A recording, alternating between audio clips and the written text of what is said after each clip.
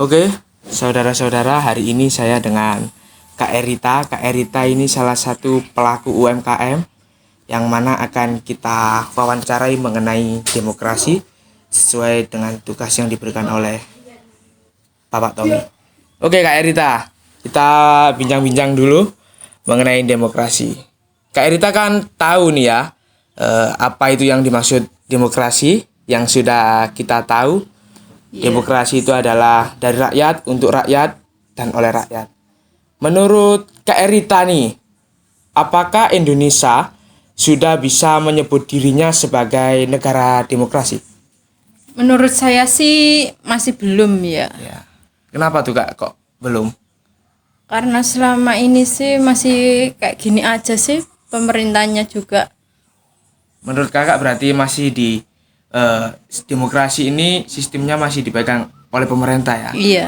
Belum sesuai dengan rakyat, oleh rakyat, untuk rakyat? Belum. Kak Erita ini kan warga asli Indonesia. Iya. Kira-kira apa dampak yang dirasakan selama menjadi warga negara Indonesia, di mana Indonesia sendiri menganut bentuk pemerintahan demokrasi? Menurut saya sih masih gini-gini aja sih. Kita hanya dibuat formalitas aja sama pemerintah. Begitu ya dampaknya. Iya. Jadi rakyat itu tidak terlalu didengarkan suaranya. Iya. Cuma buat formalitas saja Oke. sama pemerintah. Untuk pertanyaan ketiga, Kak Erita, dalam proses demokrasi, apakah Kak Erita merasakan dilibatkan hanya sebagai formalitas atau seutuhnya dilibatkan dalam sistem demokrasi itu sendiri? Semuanya ya dibuat formalitas aja sama pemerintah.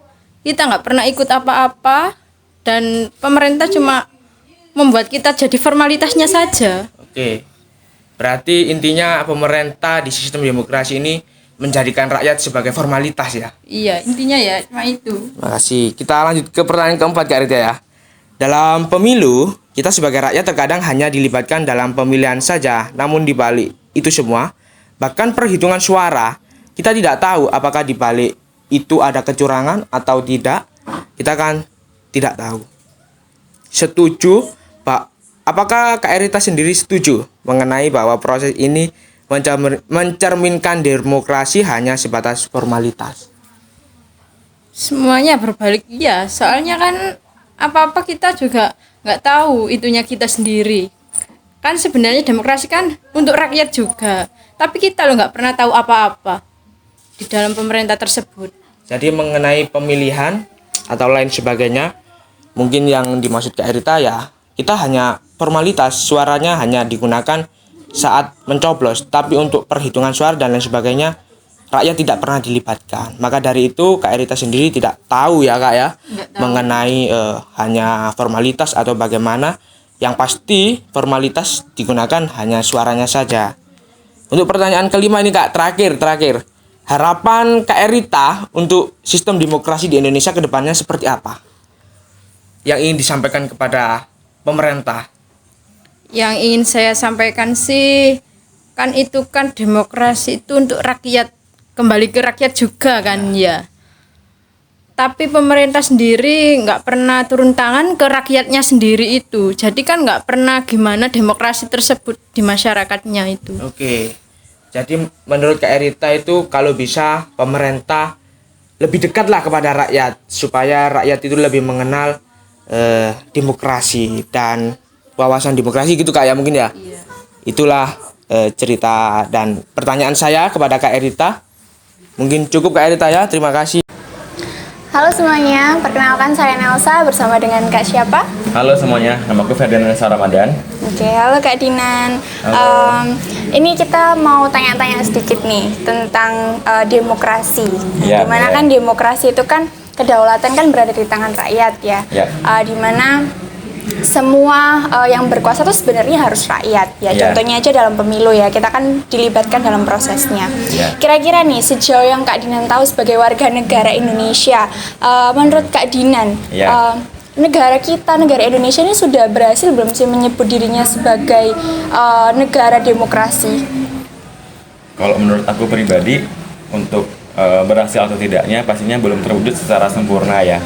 Karena banyak sekali masyarakat sulit untuk mengakses secara langsung kepada pemerintahan. Contohnya aspirasi-aspirasi mereka yang sebenarnya ingin mereka sampaikan kepada masyarakat, tapi terkendala oleh segala sesuatu hal. Salah satunya teknologi seperti itu. Nah, pada zaman sekarang ini kan teknologi udah berkembang tuh.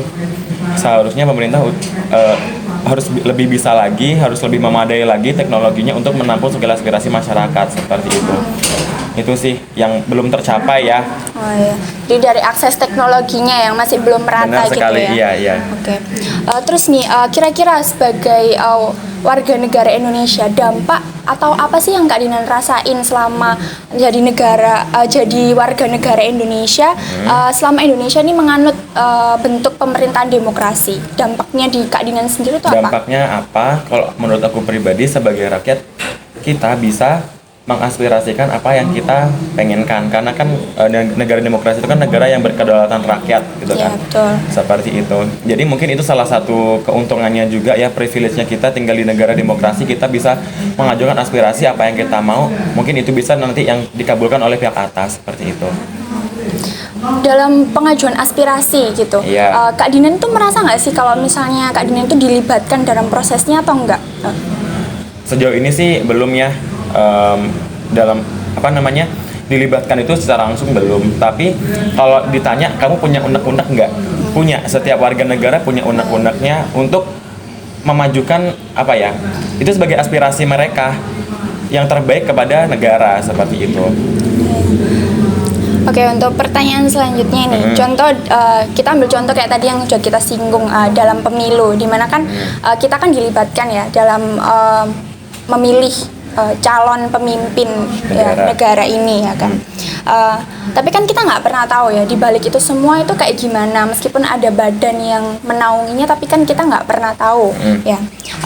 Kira-kira menurut Kak Dinan, setuju nggak bahwa proses pemilu ini benar-benar mencerminkan demokrasi atau cuma sebatas formalitas aja sih? Sebenarnya pada saat pemilihan, pada saat kampanye itu sebenarnya hanya formalitas aja kayak gitu ya. Dimana biasanya para calon-calon pemimpin itu tadi hanya menyebarkan janji, apa yang kamu mau, nanti kalau aku menjadi pemimpin, kemauanmu akan aku jalankan, akan aku kabulkan seperti itu. Tapi kenyataannya pada saat mereka menjadi seorang pemimpin, dia lupa sama janjinya itu tadi. Terus masalah yang pemilu tadi itu dalam perhitungannya ya. Iya, Dalam perhitungannya itu tadi, menurut aku jika pihak atas sudah melakukan transparansi, itu menurut aku demokrasinya sudah berjalan. Karena apa? Kembali lagi kepada masyarakat mau percaya atau tidak. Yang penting pemerintahnya sudah melakukan transparansi. Contohnya salah satu contoh, aku kan salah satu pegawai desa juga, maksudnya anggota lembaga desa juga.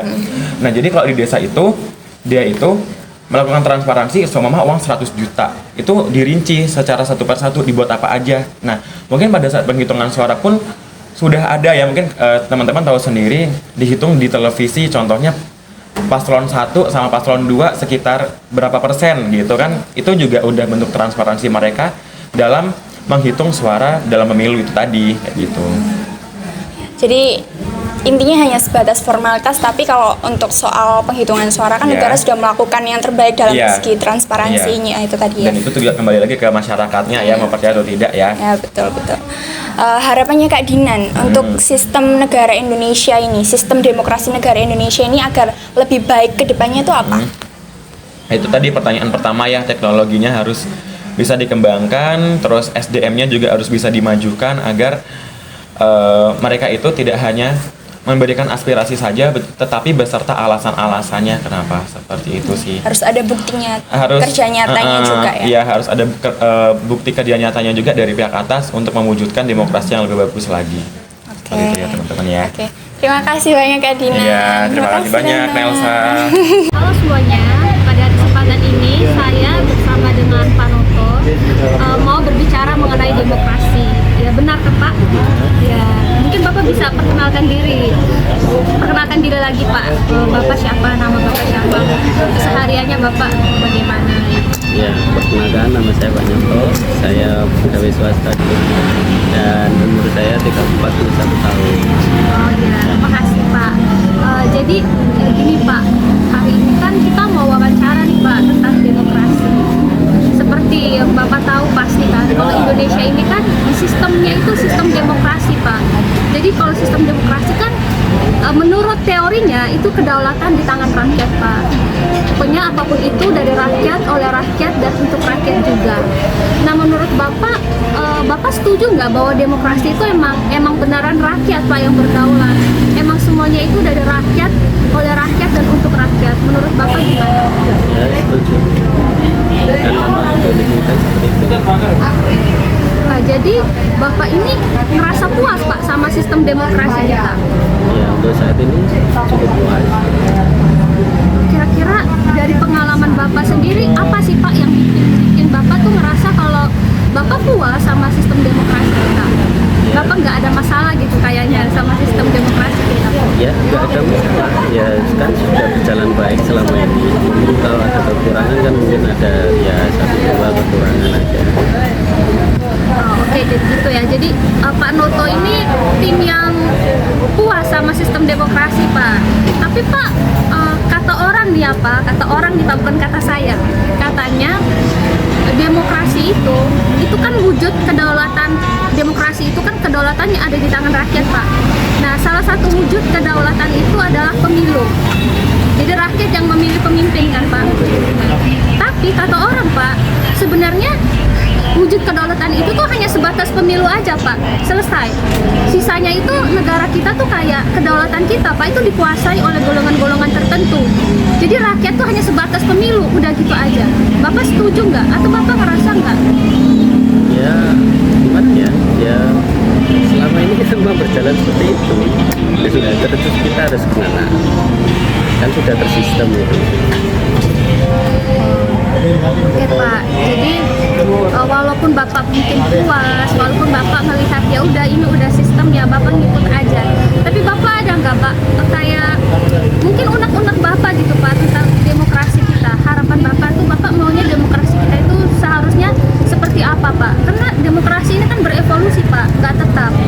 Nah, bisa diubah lebih baik lagi gitu, Pak. Jadi mungkin Bapak ada harapannya Bapak itu kira-kira seperti apa, Pak? Ya, kalau untuk saat ini kita sudah merasa ya cukup puas ya. Mungkin kalau ada kekurangan 1-2 mungkin adik-adik atau generasi penerus tim ini bisa istilahnya memperbaiki apa yang kurang atau yang masih kurang berjalan dengan baik. Jadi Bapak sekali lagi Bapak udah puas ya? Ya, Bapak udah untuk saat ini ya udah puas. puas. Bapak sebenarnya puas apa ya udah nerima aja, Pak? Gimana? Puas? Ya meskipun gimana ya, ya kita ikuti Nerima aja, nerima aja. Jadi Bapak lebih ke nerima aja nih, Pak, sebenarnya. Oke deh. Terima kasih, Pak, kesempatannya. Semoga Bapak sehat-sehat, Pak. Oke. Ini kita akan menanggapi dari beberapa narasumber. Perkenalkan, saya Firly Rofiah. Perkenalkan, nama saya Muhammad Belongkas. Perkenalkan, nama saya Ahmad Salim. Baik. Pertama-tama di sini saya akan menanggapi dari narasumber pertama, yaitu Kak Dinan. Di sini Kak Dinan berpendapat bahwa Kak Dinan tidak setuju dengan adanya demokrasi di Indonesia karena Indonesia masih belum menjalankan sistem demokrasi dengan sempurna. Sementara itu peran demokrasi dalam pemilihan umum itu masih belum sempurna, belum dikatakan baik karena sebagian masyarakat hanya menganggap bahwasannya mereka itu hanya dijadikan sebagai formalitas dalam pemilihan tersebut. Dan peran demokrasi itu penting atau tidaknya dalam masyarakat itu tergantung kepada masyarakat itu sendiri. Karena pemerintah sudah melakukan dengan baik dan paling terbaik untuk masyarakat dalam sistem pemilihan umum tersebut. Dan sistem pemerintah sudah melakukan transparansi dalam hasil perhitungan suara melalui siaran di media elektronik seperti radio, koran, internet ataupun sebagainya. Dan di sini Kak Dinan berharap kepada sistem demokrasi Indonesia agar sistem demokrasi menjadi infrastruktur teknologi itu dapat merata di kehidupan masyarakat dan sumber daya manusia itu dapat berkembang menjadi lebih baik lagi. Baik, saya kira itu yang bisa saya tanggapi dari narasumber Kak Dinan. Yang kedua itu akan disampaikan oleh Pamungkas. Oke, terima kasih waktunya. Saya ingin menanggapi wawancara kedua oleh Bapak Noto. Menurut Bapak Noto, beliau menyampaikan bahwa Bapak Noto ini sangat setuju saja dalam demokrasi yang ada di negara Indonesia ini, karena mungkin kebanyakan orang juga banyak yang merasakan hal yang sama seperti Bapak Noto yang menganggap demokrasi sudah baik-baik saja di negara Indonesia ini. Dan sebenarnya Pak Noto juga memiliki harapan untuk demokrasi yang lebih baik lagi untuk Indonesia, yang baik lagi. Pak Noto juga menyampaikan untuk para kaum muda untuk terus berusaha dan berjuang untuk kemajuan demokrasi Indonesia yang lebih baik lagi untuk Indonesia maju ke depannya. Sekian, terima kasih yang bisa saya sampaikan untuk Pak Noto dan saya yang selanjutnya. Baik, terima kasih. Di sini saya akan menanggapi tanggapan dari Kak Erita. Sebenarnya Kak Erita ini kurang puas terhadap demokrasi pemerintahan. Kenapa saya bilang tersebut? Karena Kak Erita menganggap demokrasi tersebut masih dianggap formalitas atau masih dilakukan seala kadarnya saja oleh pemerintah. Dan Kak Erita juga berharap kepada rakyat untuk lebih dekat kepada pemerintah, untuk lebih dekat ke rakyat. Seperti yang kita ketahui bahwa demokrasi adalah bentuk pemerintahan di mana kekuasaan politik dipegang oleh rakyat atau warga negara, dan atau prinsip dasarnya adalah pemerintahan oleh rakyat untuk rakyat dan dari rakyat. Mungkin itu saja yang bisa saya sampaikan. Baik, mungkin sekian dari kami yang dapat kami sampaikan. Kalau lebihnya mohon maaf. Terima kasih.